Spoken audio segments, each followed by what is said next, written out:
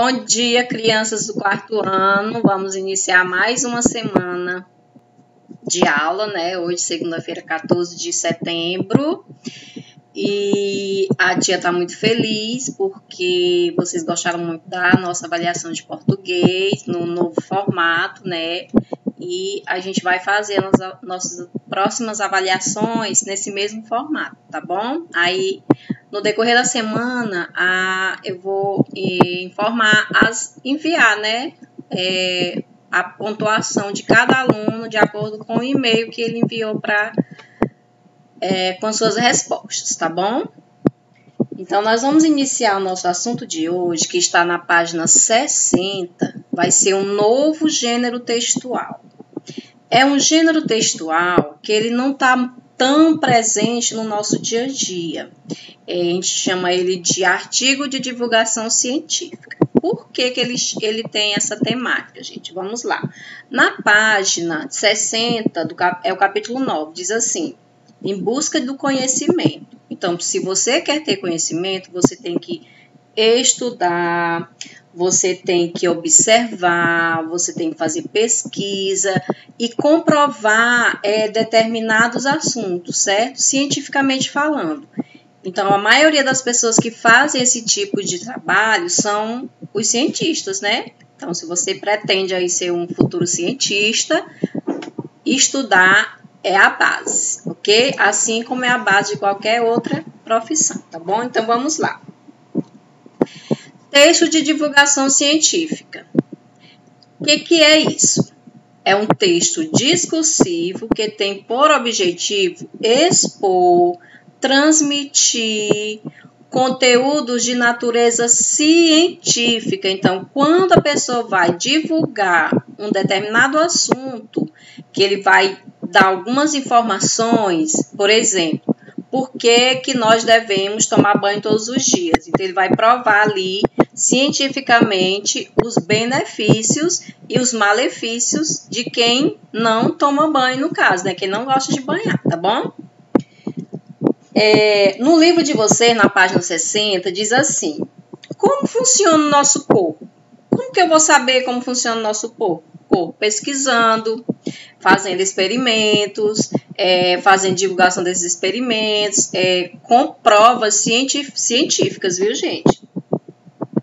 Outra pergunta: por que não chove todos os dias? Tem como ser provado por que isso não acontece todos os dias, tá bom? Como os animais se comunicam? Exatamente, gente, os animais eles se comunicam de determinadas maneiras, isso aí já foi provado cientificamente, tá bom?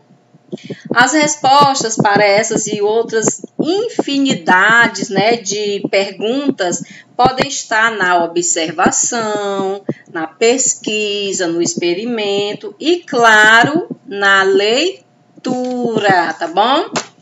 Então, na página 61, diz assim: plantas, corpo humano, animais, planetas, tecnologia. Sobre quais assuntos você gosta de descobrir coisas novas? Porque muitas vezes a gente ouve falar de algo, né, que a gente já conhece, mas sempre vai ter alguma informação que você não está sabendo, certo? A tia também, muitas vezes eu me deparo com coisas que eu já conheço, mas tem mais informações, novas informações sobre determinados assuntos, tá bom? Que materiais você consulta para encontrar as respostas das questões e curiosidades que surgem no seu dia a dia? Então, onde eu posso encontrar respostas para determinadas dúvidas? Na leitura, gente, em pesquisa, ok? Na página 62, abram um livro de vocês aí na página 62. Diz assim: muitas pesquisas são realizadas em diferentes áreas do conhecimento. Quando concluídas, seus resultados são divulgados e compartilhados com o público geral ou um público específico que esteja curioso ou então que esteja buscando essas respostas, certo?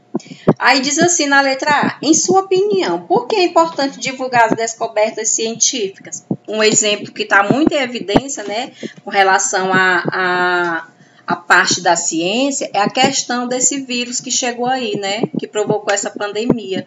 É uma coisa nova em que os cientistas do mundo inteiro estão reunidos para descobrir como é que ele age, o que ele provoca. E o mais importante, estão aí na busca por uma vacina que possa conter esse vírus. E para isso eles têm o quê? Que estudar. Então, estão em constante estudo, buscando respostas para tudo isso, certo? Essa é a importância, né? Observe a seguir o título do texto. Qual é o título do texto da página 62 de vocês? Seu cachorro consegue te entender? É uma pergunta, né? Aí você vai ler aí o que os estudiosos desse tipo de assunto vão dizer para você. Aí diz assim, pesquisadores americanos estudaram cães de várias raças e sexos para resolver essa questão. Então, eles estudaram vários tipos de raça e também os cães que são machos e que são fêmeas, certo? Então, quando eles dão a resposta para alguma coisa, é porque atrás daquela resposta ali já tem vários estudos comprovados cientificamente. Então, vamos lá entender o que é um artigo, um texto de divulgação científica. É exatamente o que vocês vão ler na página 61 e na página 62, tá bom?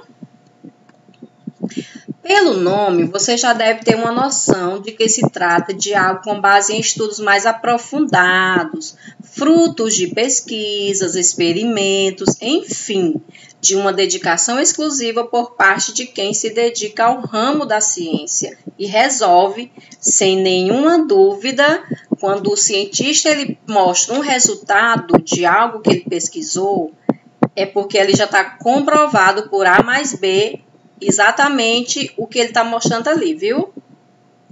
Contribuir para o avanço dela de uma forma geral, contribuindo, consequentemente, para o bem da população concebida como todo. É o que eu falei sobre a questão da pesquisa sobre uma vacina para o coronavírus, tá bom? É para o bem da população do mundial, certo? Texto de divulgação científica. Aqui alguns aspectos importantes sobre esse tipo de texto, gente. Aborda fatos científicos provenientes, ou seja, vindos de estudos e pesquisas. Transmite dados e informações. Apresenta teorias e conceitos. Fala sobre ideias, procedimentos, resultados e descobertas. Circula em revistas, portais, sites, né, ligado à educação, tanto educacional científico quanto informativo, tá bom?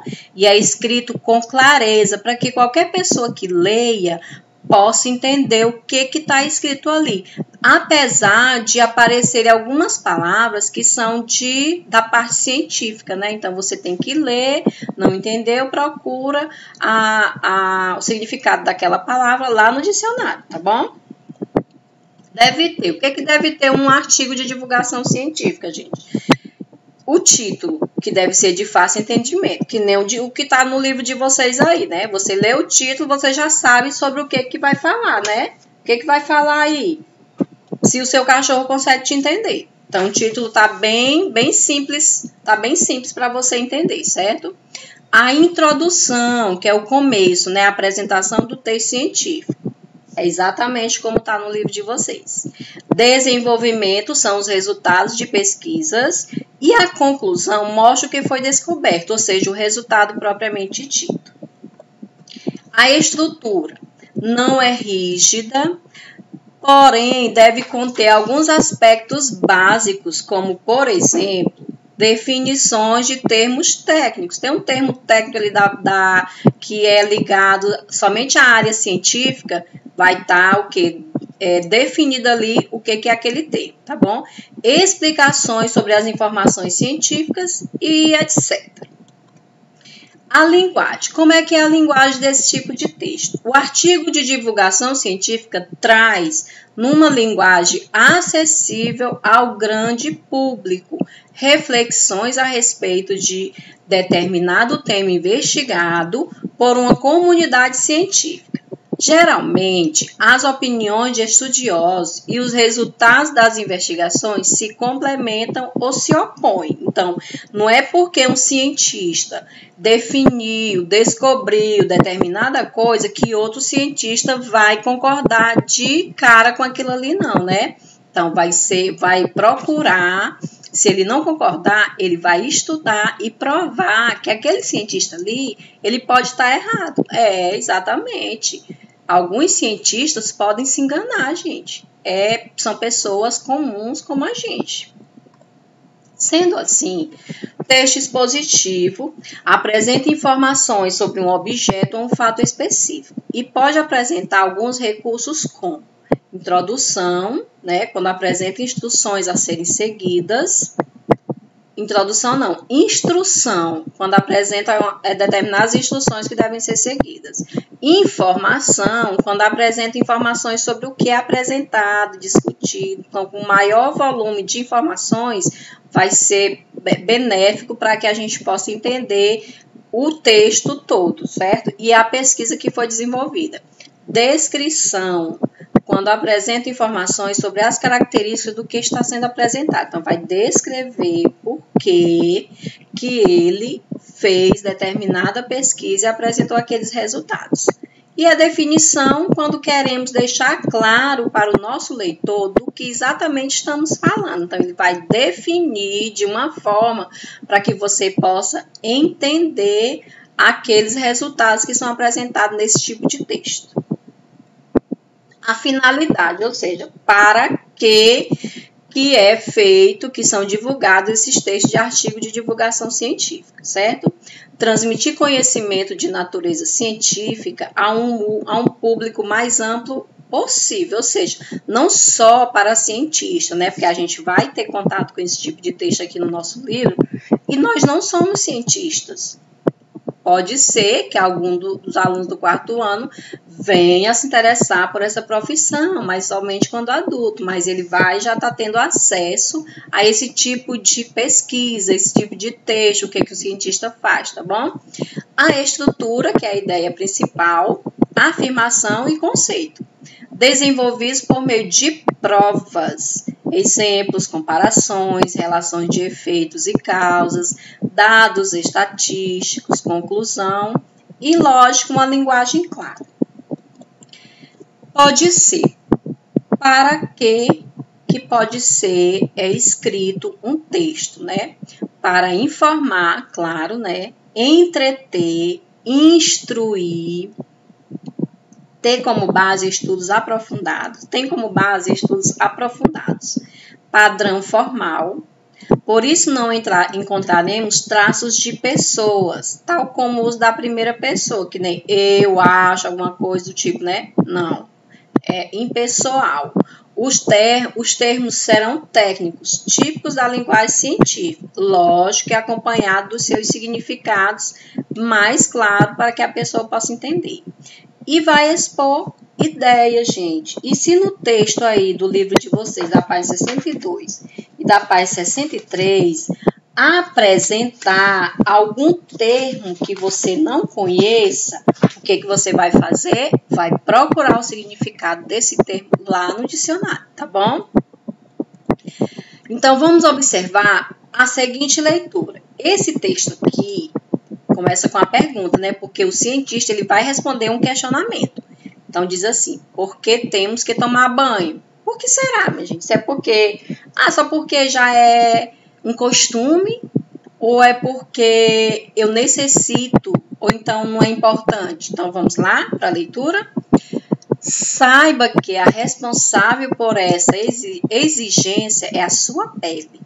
Chegou a hora de saber por que você, que faz de tudo para se manter limpinho, é obrigado a tomar todos os dias aquela boa chuveirada. A responsável por essa exigência, anote, não é a sua mãe, é a sua pele. A barreira natural, a entrada de micro-organismos do corpo. Então, ele está dizendo aqui que você tem que tomar banho não porque sua mãe esteja mandando ou porque ela exija, mas porque sua pele necessita. Porque a nossa pele ela é uma barreira para determinados tipos de doença, tá bom? Há na pele as células que formam a epiderme. O que é epiderme? É a camada mais externa da pele. Essa pele nossa que a gente pega, né? Que a gente machuca e tal. Essa que tocamos, que é como um tecido mesmo, como o de nossas roupas, gente. Sobre as células da epiderme há uma camada de queratina. Uma de proteína que não deixa passar água para o lado de dentro. Além disto, ainda temos os poros, aqueles pequenos buraquinhos, né, orifícios chamados, por onde sai o suor, e as glândulas sebáceas, que acompanham os pelos que recobrem toda a superfície do corpo, exceto a palma da mão e a sola dos pés. Todos os dias, nossa pele é renovada, mandando embora algumas células mortas misturadas com queratina e formando um tecido novinho em folha. Uma coisa que nem todo mundo sabe é que sobre a nossa pele e mucosa é a pele fininha e úmida, como a boca e a do interior do nariz. Existem bactérias chamadas comensais. O que é isso? Bactérias que convivem conosco sem necessariamente causarem doenças. Porque quando a gente fala em bactérias, né, a gente já pensa em doenças. Essas não. Elas têm uma função importante. Não permitir que outros micro-organismos mais perigosos à saúde se estabeleçam na pele e mucosas. Se as comensais não estiverem presentes em número adequado, uma quantidade adequada, o equilíbrio entre proteção e agressão é rompido e podemos adoecer. Então, esse artigo aí, esse textinho de artigo científico é da Adriana Bonomo e José Marcos Cunha, da Universidade Federal do Rio de Janeiro. Então, são pesquisadores que estão comprovando aqui qual a importância de você tomar banho todos os dias, gente. É muito importante, tá bom? A importância do texto de divulgação científica para um aluno adolescente, nos casos de vocês, né, do quarto ano, pré-adolescentes, que vocês mesmos falam, né, de vez em quando. O texto científico provoca curiosidade sobre os mais variados conhecimentos. Fornece em conjunto de conhecimentos sistematizados. Cabe, portanto, a todos os professores a tarefa de informar-se com relação às características discursivas e linguísticas do texto de divulgação científica e desenvolvê-los plenamente com seus alunos, utilizando especialmente de textos reais. Então, esse texto aí que eu acabei de ler sobre a importância do banho e esse texto aqui do livro de vocês, gente, eles foram organizados por professores para que vocês, pré-adolescentes e adolescentes, tivessem, para que ele provoque a curiosidade de vocês, para vocês irem em busca de muitos conhecimentos que só vai ser bom para a sua vida, certo? Então, as nossas atividades de hoje, de português, leitura e interpretação, estão nas páginas 60 a 65 no módulo 3, tá bom, gente? Então, boa leitura, boa atividade, até a próxima aula, beijo, gente! Olá, crianças, mais uma aula de gramática do nosso livro, né? Um assunto novo, ok? Para aumentar os nossos conhecimentos, tá bom? Na página 66 do módulo 3, procurem bem rapidinho, gente. Vai falar sobre os graus do adjetivo, mas antes, vamos lembrar ou relembrar o que é adjetivo. Eu esqueci, tia, eu não lembro, mas a tia trouxe aqui para a gente lembrar, tá bom? Adjetivo é a palavra variável, ou seja, que muda em gênero, masculino e feminino, número, singular e plural, e grau, ou seja, grau me lembra tamanho, né? O que a gente vai ver mais na frente, que caracteriza qualquer substantivo que seja, indicando o quê? Qualidade, estado, modo de ser ou aspecto. Por exemplo, homem, bom. Bom é o adjetivo da palavra homem. Pessoa doente é o estado da pessoa, como ela está doente. Mulher honesta é o modo de ser, certo? Dia chuvoso. Carro sujo, ligado ao aspecto. Como é que está o carro? O carro está sujo. Então, um adjetivo referente ao carro. Não é um adjetivo legal, né? Mas é um adjetivo. E vai mudar em gênero, número e grau, que é o que a gente vai ver na aula de gramática de hoje, tá bom? No livro de vocês, na página 66, diz assim: você sabe o que são adjetivos? Acabamos de relembrar o que são, né? Agora, você vai aprender a empregar os adjetivos que indicam comparação e intensificam a qualidade. Intensificar é deixar bem mais evidente, né? Vamos lá. Alguns adjetivos aí para vocês, né? Vermelho, quente, frio, largo, escuro, laranja, pequeno, falador, tímido, amarelo, lindo, alegre, inteligente, castanho, alto, simpático, feio, verde, magro, trabalhador, azul, baixo, forte e guloso. Então, são algumas palavras adjetivas que podem ser usadas para caracterizar algo ou alguém. Agora vamos falar dos graus dos adjetivos, gente. Os adjetivos, eles variam em grau. Grau normal, por exemplo, a Joana é alta. Aí ela está dizendo assim, eu sou a Joana, ok? Os adjetivos variam em grau, aí ele pode ser o grau comparativo.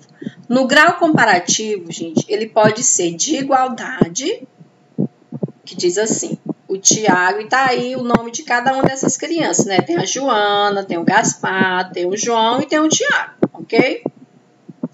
No grau comparativo de igualdade, diz assim, o Tiago é tão magro como o João. Você concorda aí, olhando para a imagem? Eu concordo. De superioridade, que é superior, né? É mais do que o outro. A Joana é mais alta que o Tiago. Você concorda? Concordamos, né? De inferioridade, que é menos. O João é menos gordo que o Gaspar. Você concorda? Concorda, né? Também concordo, gente. Só olhar para a imagem aí que a gente vê que essas frasezinhas aí todas estão coerentes com as imagens, tá bom? Então, no grau comparativo de igualdade, você vai observar palavras como tão e como. De superioridade, mais que. E de inferioridade, menos que, tá bom? No livro de vocês, começa com 4 frases, né? Aí você vai ter que fazer umas atividades relacionadas a essa frase, tá bom? Os adjetivos podem ser também referente ao grau superlativo absoluto. E o grau superlativo absoluto pode ser de 2 tipos. Analítico, quando a gente usa 2 palavras, por exemplo, o Gaspar é muito gordo, você usou muito gordo, 2 palavras. E o sintético, quando eu digo assim, a Joana é altíssima, eu uso uma palavra, né? Então, você vai ter que observar essas diferençazinhas aí, as palavras relacionadas a cada uma delas, tá bom? Mas a gente vai trabalhar mais em outros dias, mais esse assunto aqui, tá bom? Grau superlativo relativo. De superioridade, quando diz assim, a Joana é a mais alta. Então, é superior, né? De inferioridade, o Tiago é o menos alto, que é uma coisa que é menor que a outra. Superior, maior. Inferior, menor. Grau comparativo. O grau comparativo pode ser de igualdade, de inferioridade ou de superioridade, tá bom? De igualdade, a qualidade expressa pelo adjetivo aparece com a mesma intensidade nos elementos que se comparam. O comparativo de igualdade apresenta geralmente a seguinte forma.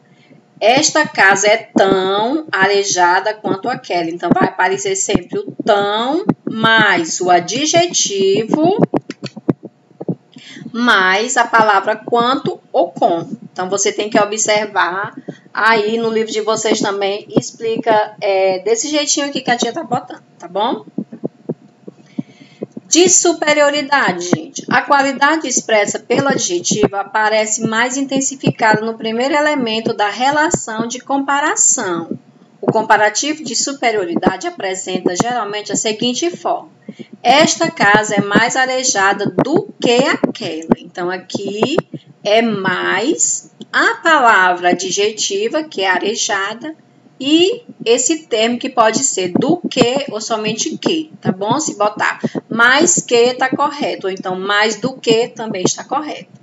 De inferioridade, a qualidade expressa pelo adjetivo aparece menos intensificada no primeiro elemento da relação de comparação. O comparativo de inferioridade apresenta geralmente a seguinte forma. Esta casa é menos arejada do que aquela. Menos, mais a palavra adjetiva, né, que é arejada, do que. Então, você vai observar para ver que é de inferioridade a palavra menos. Para ver que é de superioridade a palavra mais. Flexão de grau. O adjetivo apresenta-se no grau comparativo quando a qualidade que ele expressa está em comparação com a de outros seres. E no grau superlativo, quando essa qualidade se apresenta em grau elevado. A mudança de grau pode ser obtida por dois processos, o sintético e o analítico. O sintético, a alteração de grau é feita pelo acréscimo de sufixo, por exemplo, agradabilíssima. Agradabilíssima. Esta casa é agradabilíssima. Analítico. A alteração de grau é feita pelo acréscimo de alguma palavra que modifique o adjetivo. Por exemplo, esta casa é muito agradável. Então, lembra que na parte analítica sempre vem duas palavras. E na parte sintética vem somente uma palavra, certo? Variação dos adjetivos. Aqui mais exemplos para vocês, gente. No grau comparativo de superioridade, vamos ver outros exemplos. O caracol é mais lento do que a formiga. A formiga é mais apressada do que o caracol. No grau comparativo de igualdade, a borboleta castanha é tão graciosa como as outras. A relva do jardim é tão verde como a erva dos campos. No grau comparativo de inferioridade, o caracol é menos veloz do que o pássaro. O deserto é menos verdejante do que o jardim. Então, aqui são mais exemplos para que você entenda melhor a questão da variação do grau do adjetivo, tá bom? E aqui um esqueminha, né? Menino, aí você vê bem aqui, no grau aumentativo. No analítico, menino grande. No sintético, meninão. No grau diminutivo, analítico, menino pequeno, sintético, menininho, tá bom? As atividades de hoje, gente, preste atenção. São as páginas 66 a 69 no módulo 3. E as páginas 100 a 102 na gramática, assim eu aprendo gramática. Não confundam, tá bom, crianças? Então, faça as atividades, qualquer dúvidas, entre em contato comigo que eu vou estar procurando ajudar os alunos com relação às suas dúvidas, tá bom? Então, bons estudos, gente. Até a próxima aula. Beijos.